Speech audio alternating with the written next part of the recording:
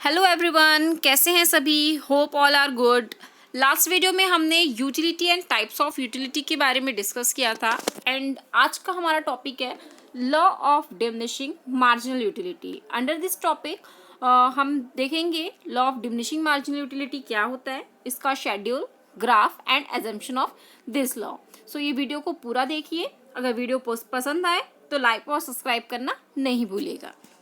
सबसे पहले हम देखते हैं कि law of diminishing marginal utility होता क्या है। मार्जिनल यूटिलिटी क्या होता है, इसके बारे में हमने लास्ट वीडियो में डिस्कस किया था। जिन लोगों ने लास्ट वीडियो को नहीं देखा है उनके लिए मैंने डिस्क्रिप्शन बॉक्स में लिंक दे दिया है, आप वहां जाके लास्ट वीडियो को देख लीजिए। सबसे पहले देखते हैं कि law of diminishing marginal utility क्या होता है। अच्छा, ये बताइए कि अगर आपके साथ ऐसा होता है कि जब हम किसी भी चीज़ को बार बार यूज़ करते हैं तो उससे हमको सेटिस्फेक्शन कम होता है, कम मिलता है, या फिर हमको बार बार अगर वही चीज़ दी जाएगी तो हमको उस चीज़ से उतनी ज़्यादा खुशी नहीं मिलती है।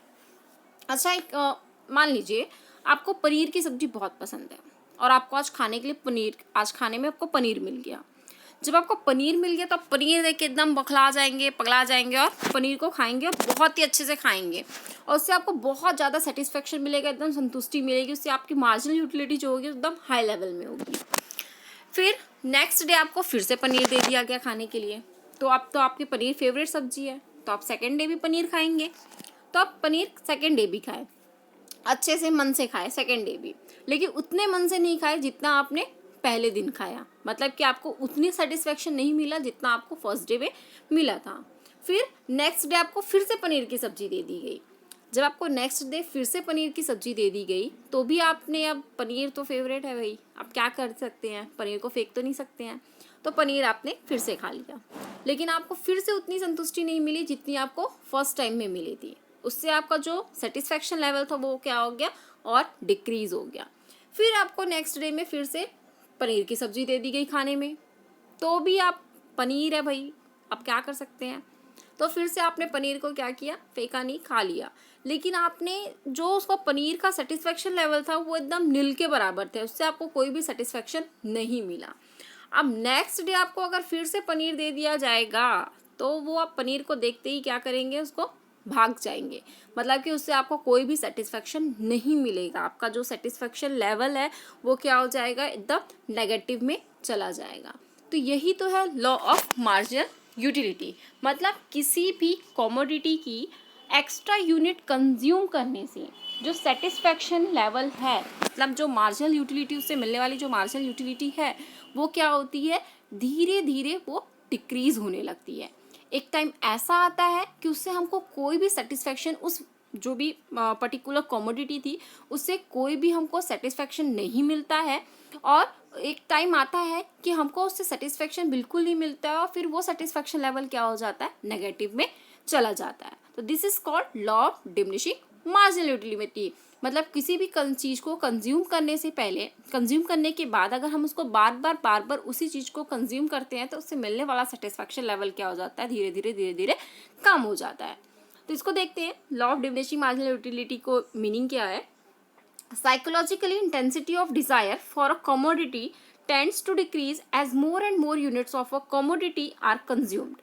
Accordingly, every successive unit of a commodity offer less and less satisfaction.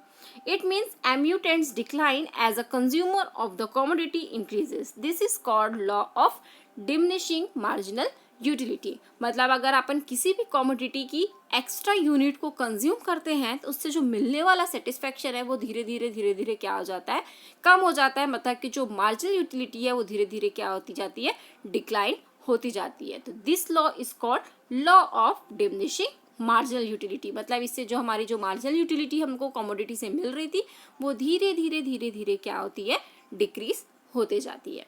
तो ये था हमारा लॉ ऑफ मार्जिनल यूटिलिटी। आइए देखते हैं law of marginal utility, law of diminishing marginal utility का क्या शेड्यूल है। तो हम वही एग्जांपल में चलते हैं वापस से, पनीर वाले अपने एग्जांपल में। तो शेड्यूल में आपका दिया है units of paneer and marginal utility. जब हमने डे 1 में पनीर खाया तो हमको 8 यूनिट की मार्जिनल यूटिलिटी मिली। फिर जब हमने सेकेंड डे में खाया तो हमको उतना सेटिस्फेक्शन नहीं मिला, तो हमारा जो सेटिस्फेक्शन लेवल था वो क्या हो गया, डिक्रीज हो गया, 8 से कितना हो गया, 6 हो गया। जब हमने थर्ड डे पनीर खाया तो हमारा मार्जिनल यूटिलिटी और क्या हो गया, डिक्रीज हो गया, 6 से कितना हो गया, 4 हो गया। फिर जब हमने फोर्थ डे में खाया पनीर तो हमारी मार्जिनल यूटिलिटी क्या हो गई, 4 से डिक्लाइन होके 2 हो गई। जब हमने फिफ्थ डे पनीर खाया तो हमको उससे कोई भी सेटिस्फैक्शन नहीं मिला, क्योंकि हम उसको बार बार कंज्यूम करके हम क्या हो चुके थे, बोर हो गए थे और उससे हमको कोई भी सेटिस्फैक्शन नहीं मिल रहा था। और जब हमने सिक्स्थ डे पनीर हमारे सामने में रखा तो हमने पनीर देख के क्या कर दिए, भाग गए, मतलब कि हमको उससे कोई भी सेटिस्फैक्शन नहीं मिला। वो सेटिस्फैक्शन क्या हो गया, हमारा नील हो गया, नेगेटिव में चला गया। तो यही था law of diminishing marginal utility schedule. अब इस शेड्यूल को अगर हम ग्राफ में रिप्रेजेंट कर देते हैं तो वो हमारा बन जाता है law of diminishing marginal utility graph. तो देखते हैं, ये ग्राफ है हमारा, एक्स एक्सिस में हमने पनीर रखा है, वाई एक्सिस में हमने मार्जिनल यूटिलिटी रखा है। पनीर में day 1, day 2, day 3, day 4, day 5, 6 रखा है। मार्जिनल यूटिलिटी अपने ने 2, 4, 6, 8, 10 लिखा है। जब हमने डे 1 में पनीर खाया तो हमको कितने की सेटिस्फेक्शन मिला था, 8 यूनिट्स का सेटिस्फेक्शन मिला था, 8 मार्जिनल यूटिल्स मार्जिनल यूटिलिटी का। ठीक, जब हमने सेकेंड डे में पनीर खाया तो हमारी मार्जिनल यूटिलिटी क्या हो गई, डिक्लाइन हो गई, 8 से कितनी हो गई, 6 हो गई। जब हमने थर्ड डे में खाया तो हमको कितने का सेटिस्फेक्शन मिला था, 4 यूनिट्स का मिला था। जब हमने फोर्थ डे खाया तो हमको कितने का सेटिस्फेक्शन मिला था, 2 यूनिट्स का सेटिस्फेक्शन मिला था। जब हमने फिफ्थ डे खाया तो हमको सेटिस्फेक्शन कितना मिला था, 0 मिला था, मतलब कि हमको उससे कोई भी सेटिस्फेक्शन नहीं मिला था। और जब हमने सिक्स्थ डे खाया तो हमारा जो सेटिस्फेक्शन लेवल क्या था, माइनस में चला गया था, -2 हो गया था। ये नीचे वाला साइड हमारा नेगेटिव होता है, ऊपर वाला साइड हमारा पॉजिटिव होता है। तो जब हमने 6 डे खाया तो हमारा जो सेटिस्फेक्शन लेवल क्या था, नेगेटिव में चला गया था। मतलब कि हमने जैसी जैसी किसी भी पनीर की यूनिट्स को बढ़ाया, कंजप्शन को बढ़ाया, तो हमारे जो यूटिलिटी थी वो क्या हो गई, धीरे धीरे क्या हो गई, कम हो गई। और ये जो था, ये फिफ्थ डे वाला जो हमारा कंजप्शन था, उसमें हमको सबसे ज़्यादा सेटिस्फेक्शन मिल रहा था, वो हमारी मैक्सिमम यूटिलिटी लेवल था। अगर उससे ज़्यादा हम कंज्यूम करते हैं तो हमारी जो यूटिलिटी थी वो किस में चली जा रही थी, नेगेटिव में चली जा रही थी, मतलब इससे ज़्यादा हम कंज्यूम नहीं कर सकते हैं। तो ये था हमारा ग्राफ। अब देखते हैं कि इस लॉ की क्या क्या एजम्पशन है, एजम्पशंस ऑफ दिस लॉ। तो सबसे पहले ये जो लॉ है वो किन चीज़ों में अप्लाई होगा। सबसे पहले है हमारा units of a commodity must be same, मतलब कि जो भी हम कमोडिटी की यूनिट्स को यूज़ करेंगे, मतलब कंज्यूम करेंगे, वो हमारा क्या होना चाहिए, सेम होना चाहिए, डिफरेंट यूनिट्स नहीं होना चाहिए।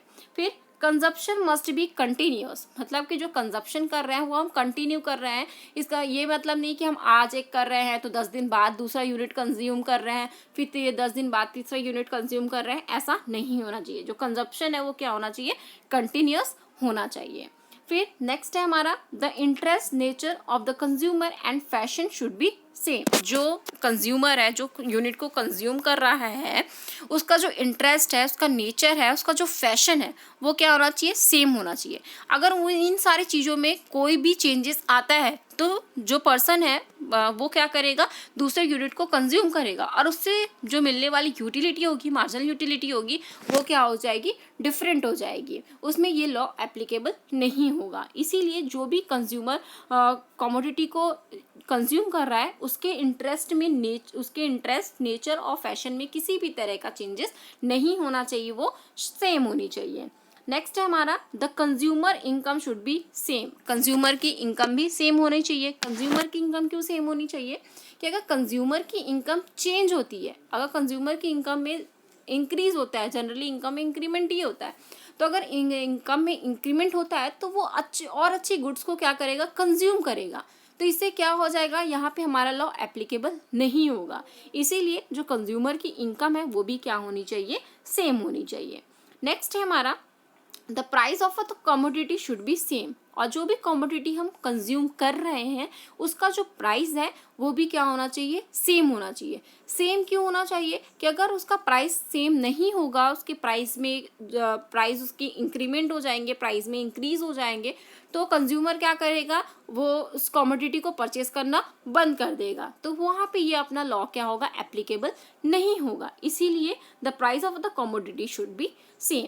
तो ये थे हमारे law of diminishing marginal utility के एजम्पशंस। तो ये कंप्लीट हमारा था law of diminishing marginal utility.